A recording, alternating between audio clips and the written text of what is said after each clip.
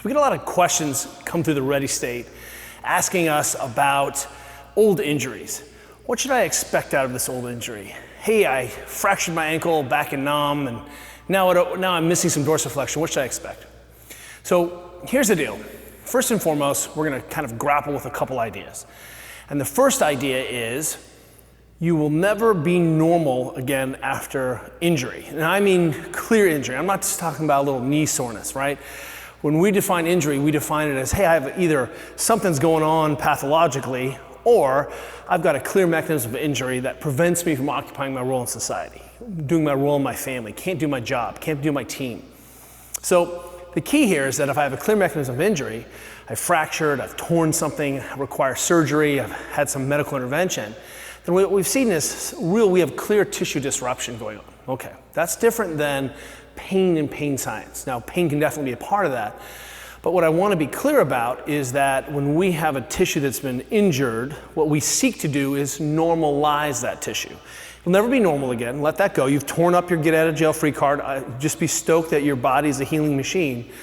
But what we think is we may never have 100% function out of that tissue. It may be over stiff, it may be losing range of motion, it may be prone to hurting when it gets cold weather, right? It doesn't matter what it is. But the idea is you have enough bufferage, you have enough capacity and slack in the system that you actually don't need 100% of that tissue normalcy. Now, the second part of that conversation is muscles and tissues are like obedient dogs. Let me say that again.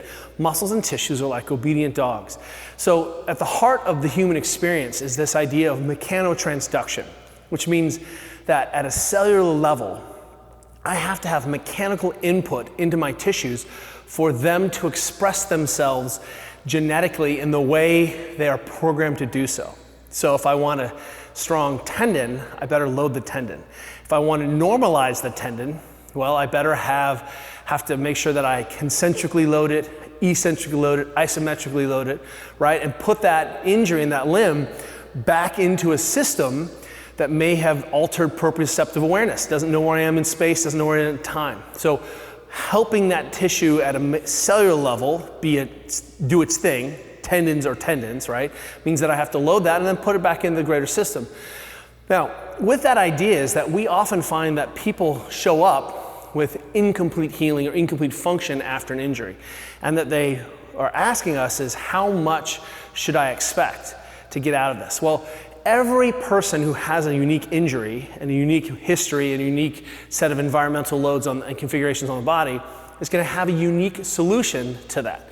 And we start with the proposition that we don't know how much we can get out of that tissue again. It may be that you'll never even notice that you had that happen because we had the correct inputs into that. If you happen to be injured earlier that in life, that may be easier because you can load that thing longer. If you happen to get injured a little bit later on, maybe your tissue times are slower, or you have a busy life, or you had incomplete rehab on this thing. Now, when we're talking about this, let's keep in mind that the tissue system itself is incredibly robust. It's super robust. It's overly robust. You can basically take a lung out of a human being and they can still climb Everest. True story, right? We have adaptive athletes who are doing crazy, crazy feats of strength and conditioning, and they have incomplete motor function or incomplete, limb function. So keep in mind that when we're chasing normalcy, we're chasing normalization of these tissues, there are some things to keep in mind. And one of those things to keep in mind is that rest is sort of the enemy. And that old rest, ice, ibuprofen, right, compression kind of thing. Idea here is the problem with rest is it doesn't start to get that input into the body that the body needs to either clear out the sewers, per our friends, the way they talk about the lymphatics. We're just not decongesting tissues, right? We're not loading the tissues, not bringing the nutrients back into the system. And we're not exposing the tissues to the kinds of forces that help to normalize that tissue function, in fact, help to guide that healing process. So even the Academy of Orthopedic Surgeons talks about early loading helps to remodel bones, that early loading helps to reload and move the tissues just by pulling the tissues or getting the tissues to contract. And you'll start to see that those normal forces will start to help that scar tissue knit, and you'll see it's less of a scar ball.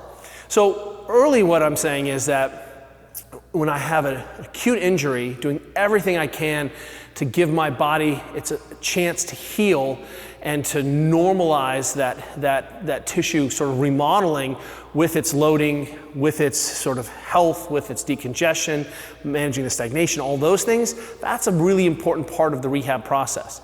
Helping someone's brain have enough input so that they can use that limb appropriately, that's also part of this rehab process. But lastly, and importantly, is that when we have injuries that are what we call old and cold, we want you to just start with the proposition that it may take a little bit longer to get and start to remodel those tissues again, the same way it took you longer to learn how to deadlift or learn how to squat the first time. We're gonna have to start to put those tissues under load and strain. And if it takes somewhere between 12 months and 18 months to turn over all your connective tissue and to remodel your bony structures, then keep in mind that when we're chasing normalization of these tissue function, it can take a minute to start to see those massive changes in structure.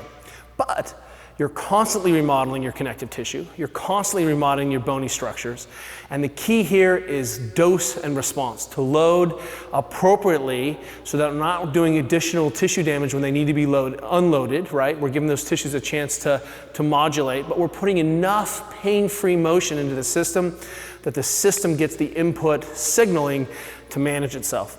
If you've injured yourself and it's acute, man, we want to keep you moving as much as we can so that we can do what? We don't have to get to that old and cold idea. Because remember, tissues that are injured, right, we have clear mechanism of trauma, may never be fully normal again. But guess what?